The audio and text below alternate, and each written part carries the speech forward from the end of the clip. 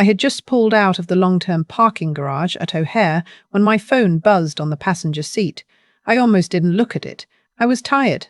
My hip had been acting up since the morning, and all I wanted was to get home, take off my shoes, and sit in my kitchen with a cup of chamomile and maybe the last 20 minutes of whatever was on PBS. My husband had just flown to Phoenix to help our daughter settle into her new apartment, the one she'd finally gotten after 3 years of living with her boyfriend, which was another story entirely, and I was looking forward, honestly, to a quiet house. The buzz came again. I pulled to the curb just past the terminal and picked it up. It was a text from Ruth Ann.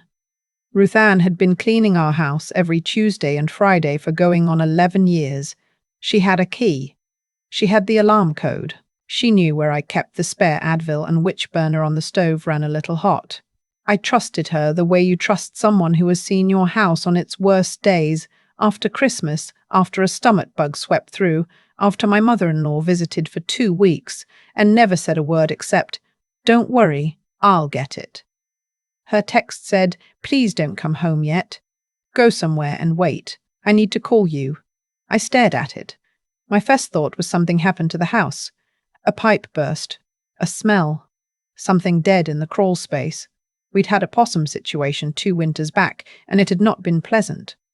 I typed back, "Ruth Ann, what's going on?"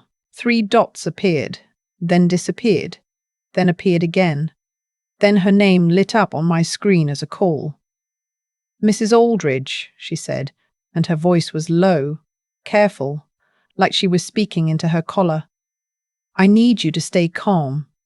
I am 63 years old. I have raised 2 children, buried my father, sat with my mother through the last 4 years of her decline, and managed the books for my husband's consulting firm for over a decade. I am not easily rattled, but when someone tells you to stay calm before they've told you what's wrong, your body doesn't wait for permission." My hands went cold. "Ruth Ann, talk to me." "I came in this morning like usual," she said, "and I was doing the guest room, the one at the end of the hall, and I found something under the bed." "What kind of something?" She was quiet for a moment. "A box. Small, white, like a pharmacy box. But it didn't have a label on it. And next to it there were 2 more. And a notebook." I didn't say anything. "Mrs. Aldridge," I looked at the notebook. I know I shouldn't have, but something felt wrong. The way it was hidden, pushed back against the wall, not like something that fell, like something that was placed there. "Ruth Ann." There were names in it. Dates. Amounts. And your name was in it. Your husband's name. And a woman's name I didn't recognize. And numbers that looked like... I don't know what they looked like. But they scared me. I sat in my car at the curb of O'Hare Airport with a line of taxis behind me and the sound of jet engines overhead, and I felt something shift under my feet that wasn't the ground. "Don't touch anything," I said. "I'm coming." "Should I call?" "Don't call anyone yet. Just wait for me." The guest room at the end of the hall had been my husband's room when his back was bad. He'd started sleeping in there 2 years ago, maybe 2.5, when he said the firm mattress helped more than our pillow top. I had bought him a new pillow. I had ordered blackout curtains because he said the streetlight kept him up. I had told myself that couples our age did this sometimes, that it wasn't a sign of anything, that it was practical, that plenty of marriages looked different from the outside than people assumed. He'd kept sleeping in there even after his back improved. I had not asked why. Ruth Ann was standing in the hallway when I came upstairs. She'd pulled the door half closed, like she didn't want to be near what was inside. Her hands were clasped in front of her, and she looked at me the way people look at you when they're about to say something that will change things, and they know it, and they wish they didn't know it. "I left everything exactly how I found it," she said. The box was white, like she'd described. No pharmacy label. I crouched down and picked it up carefully, and something shifted inside. Small. Loose. Like capsules. I set it back. The notebook was spiral-bound, the cheap kind you get in packs of 5 at Walgreens, and the handwriting inside wasn't my husband's. It was a woman's handwriting. Round letters. Careful spacing. Like someone who'd been taught penmanship properly. the kind of handwriting that takes its time. The entries went back 18 months. I won't describe everything I read. I'm not ready to put all of it into words yet, and some of it is still part of what the attorney is handling. But what I can tell you is this: the notebook was a log. Careful, precise, almost clinical. Dates my husband had travelled, dates I had travelled, dates I had travelled, dates we were both home, and next to certain dates, small notations I didn't understand at first, abbreviations, dosages, things that look like instructions, and on the last page, a name and a phone number, and below that, a single line that I have read so many times since that I could write it with my eyes closed: account, fully funded, waiting for the right time. I sat on the edge of the guest's bed, the bed I'd bought for my husband's back, and I held the notebook in my hands, and I did not cry. I'm not sure why. Maybe because crying would have meant I understood what I was looking at, and I wasn't ready to understand it yet. Ruth Ann sat down next to me. She didn't say anything. She just put her hand over mine, and we sat there together in the quiet house while the sound of traffic moved past outside. The name in the notebook belonged to a woman named Gretchen. I knew the name. I had heard it exactly once, 14 months earlier, when my husband mentioned he'd run into an old colleague at a conference in Dallas. He'd said it casually, the way you mention running into someone at the grocery store. You remember me talking about Gretchen from the Chicago office. Years ago, before I went independent. She's doing wealth management now. We grabbed coffee. That was all. I hadn't thought about it again. Now I thought about it again. I am not a person who acts without thinking. I have never been that person. My mother used to say I came out of the womb already deciding whether the situation warranted a reaction. So I did not call my husband. I did not call our daughter. I photographed every page of that notebook with my phone. I photographed the boxes under the bed. Then I put everything back exactly as Ruth Ann had found it, including the way the dust had settled around the edges. And I closed the guest room door, and I went downstairs and made 2 cups of tea. Ruth Ann, I said, setting 1 cup in front of her at the kitchen table, I need to ask you something, and I need you to be completely honest with me. Of course. How long have you noticed? Anything at all that felt off? She wrapped both hands around the mug. I didn't want to say anything before because I thought I was imagining it. Say it now. She looked at the table. About 6 months ago, I started noticing things in the guest room. Small things. A glass on the nightstand that had a little residue in the bottom, more than just water. Pill casings in the trash, but not the kind that come out of a blister pack. The kind that come apart in 2 pieces like they'd been emptied out. I told myself he was probably just taking supplements. You know how men are about those things. I knew. And about 3 months ago, she continued, I found a burner phone. In the pocket of his winter coat. I was checking pockets before I brought things to be cleaned. It was old, one of those track phones, and I turned it on and it was password locked, so I couldn't see anything. I put it back. I told myself it wasn't my business. She looked up at me then. I'm sorry, Mrs. Aldrich. I should have said something sooner. I kept talking myself out of it. You're saying something now, I told her. And I meant it. I called my attorney that afternoon. Eleanor had been my family's lawyer for 22 years, handled my parents' estate, drawn up our wills, refinanced 2 properties. She picked up on the second ring, which she always did, and when I told her I needed to see her that day, she said, my 3 o'clock just cancelled. Come in at 2:30. I sat across from her desk, and I laid out the photographs on her blotter like I was dealing cards. I watched her face carefully. Eleanor has one of those faces that gives away very little, decades of practice. But I saw something move through her eyes when she got to the dosage pages. Something that looked like controlled alarm. Don't touch the originals again, she said. I haven't. Has your husband called you today? 3 times. I let them go to voicemail. She nodded slowly. Good. Listen to me carefully. You are not going to do anything yet. You're going to go home. You're going to behave exactly as you always do, and you're going to give me 48 hours. Eleanor, there are boxes of something under that bed. I know. I'm going to make some calls. There are people I work with who handle exactly this kind of situation. You need to trust me for 48 hours. I had trusted her for 22 years. I trusted her now. My husband came home from Phoenix 2 days later. He came through the door with his rolling bag and a box of dates. Our daughter had sent. She'd gotten into medjool dates since she moved, some influence from her co-worker. And he kissed me on the cheek and said Phoenix had been hot and the apartment was coming along, and had I eaten yet? I said I had. I watched him. I had always looked at this man.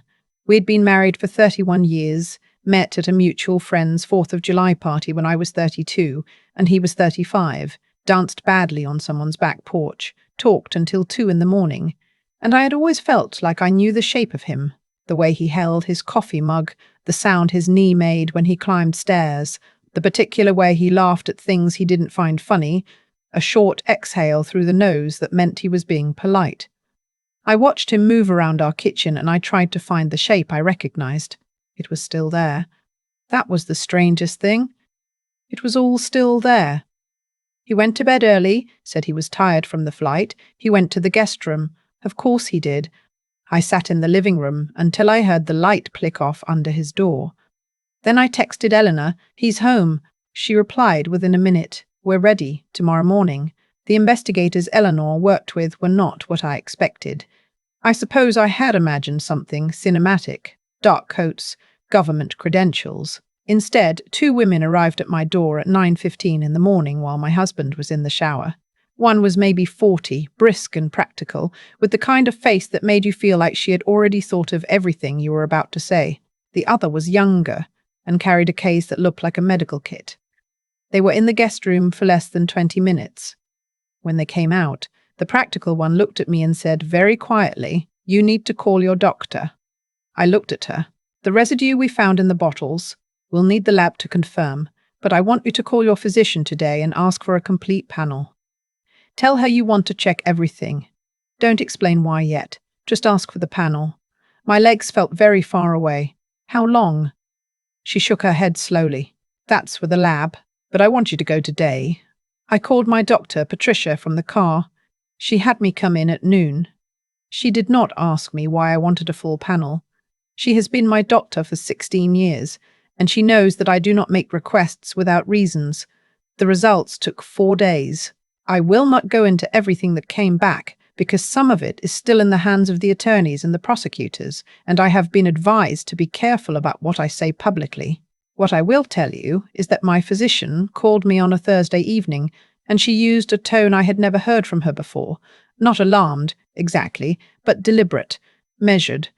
The way people speak when they want to make sure every word lands correctly. "Margaret," she said. She always calls me Margaret, never Maggie. "I need you to come in tomorrow morning." I had a neighbour named Colette growing up, a woman in her 70s who had lived in our town her whole life and knew everyone's business and had a saying for everything. She used to say that the hardest betrayals aren't the ones you never saw coming. They're the ones where, when you look back, you can see every single step of it, laid out clear as a sidewalk, and you realize you were looking at the ground right in front of your feet the whole time.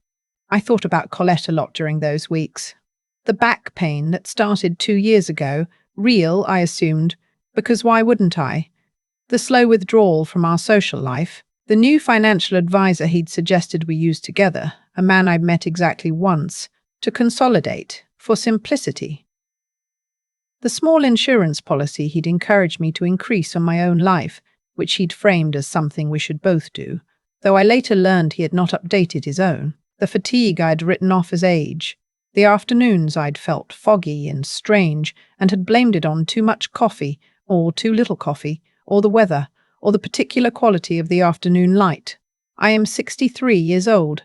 I am not a woman who frightens easily, but I sat in Patricia's office on that Friday morning and I listened to her explain what had been accumulating in my system, slowly at amounts too small to trigger obvious symptoms, just enough to make me feel older than I was, to make me dismiss what my body was telling me, and I felt something I can only describe as the floor dropping out from under a room I thought I knew every inch of. Gretchen was not a colleague from the old Chicago office. Eleanor's investigators found her in 3 days. She lived in Naperville. She was 47. She and my husband had been in contact for just over 2 years, and the financial trail, the one that the forensic accountant Eleanor brought in, spent 2 weeks following, led through 3 accounts I hadn't known existed, routed through a small LLC my husband had incorporated in Delaware 14 months ago. The plan, as best anyone could reconstruct it, was not quick. It was patient. The kind of patient that requires a certain coldness, a willingness to think in years rather than months. The accounts would have passed to him, the policy would have paid, and Gretchen, who had a background in pharmaceutical sales and who had apparently done a great deal of research, would have been very difficult to connect to any of it. What none of them had accounted for was Ruth Ann, who comes every Tuesday and Friday, who checks coat pockets before she sends things to the cleaner, who noticed the residue in the glass and the opened capsules in the trash and said nothing. Until the morning, she found a notebook under a guest bed and felt in her bones that something was very wrong. My husband was arrested on a Wednesday. I was not home when it happened. Eleanor had arranged it that way. She thought it would be better for me, and she was right. I was at Colette's daughter's house, as it turned out, which felt like something my neighbour would have appreciated if she'd still been alive to hear it. He did not try to contact me after the arrest. His attorney did, once, with a proposed conversation that Eleanor declined on my behalf. Gretchen was arrested 2 days later. She had been in Naperville. She had not run. The charges are serious. I don't need to list them here. People who understand these things have explained to me that the case is, in the language of prosecutors, strong. Ruth Ann still comes on Tuesdays and Fridays. Last week she came and I had made coffee before she arrived, the kind she likes, and we sat at the kitchen table for a little while before she started. She asked how I was sleeping. I told her better than I had in months, which was true, and which also told us both something about what had been happening to me for longer than I'd understood. She told me her granddaughter had started walking. She pulled up a video on her phone and we watched it together, this small, determined person taking 4 steps, 5 steps, sitting down hard on a rug, and then looking around like she was checking whether anyone had seen. We laughed. It was a real laugh, the kind that comes up from somewhere low and surprised you. "Mrs. Aldrich," Ruth Ann said, putting her phone away, "I want you to know that I go back and forth about whether I should have said something sooner. I still do. I think about it." "Don't," I told her. "You said something when you were sure. That's all any of us can do." She nodded. She got up and started on the kitchen. I finished my coffee and looked out the window at the backyard.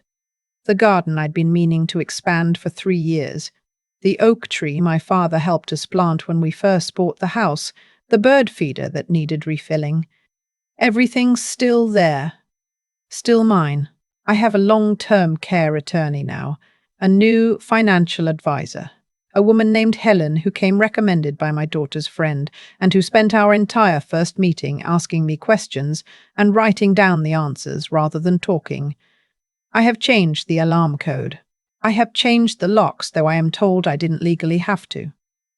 I have also, on 3 separate occasions, stood in the doorway of the guest room and looked at the bed, the new pillow I bought, the blackout curtains, and tried to understand how I missed it. I don't think I'll ever fully answer that. I think some things get in under the radar precisely because they come from the direction you least expect. You watch the front door. You don't watch the room down the hall. What I know now, what I carry differently, is this. The people who see your life most clearly are sometimes not the ones you share it with. Sometimes they're the ones who show up every Tuesday and Friday, who notice what's in the trash and what's under the bed, who call you when something doesn't sit right even though it's not their job, and even though they're afraid. I am alive because of one of those people, and I know that, and I will know it for whatever time I have left, which Patricia tells me, cautiously, with her usual precision, should be quite a lot. The oak tree needs a trim, the garden is going in this spring, bigger than I planned, the bird feeder is full, I have the whole day to myself.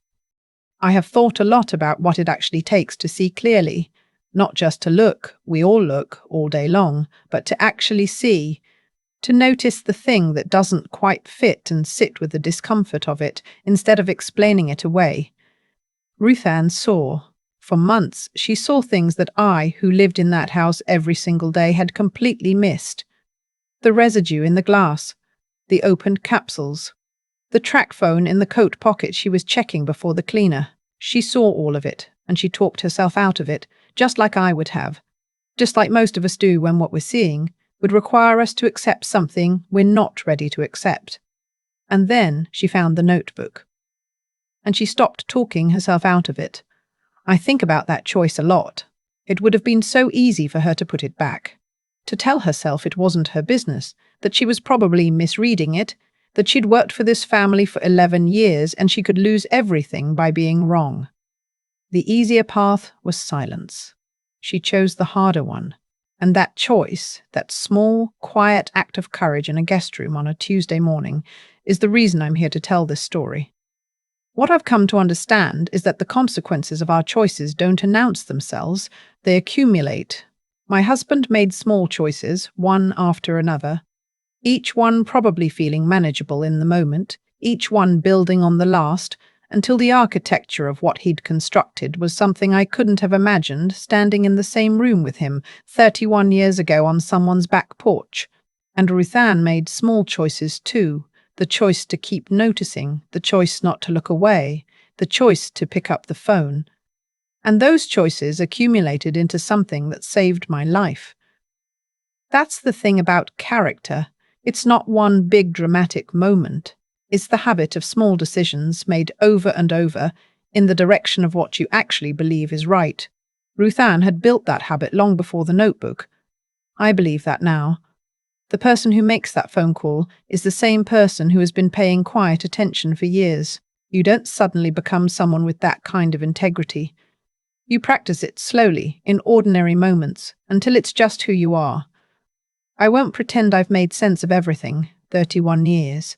I'm not sure sense is something I'm going to fully arrive at, but I've stopped looking for it the way I was at first, as if understanding why would somehow make it easier to carry. Some things you just carry. What I've found instead is something more useful, a clearer sense of what I'm paying attention to and a much lower threshold for trusting what I notice. My garden is going in this spring, bigger than I'd planned. Eleanor says the case is moving along. Patricia says my numbers look better every month. And Ruth Ann came on Tuesday, and we drank coffee, and she showed me that video of her granddaughter walking, and I laughed in a way that surprised me, the kind of laugh that reminds you your body still knows how to do that. I have the whole day to myself. I am not taking that lightly anymore.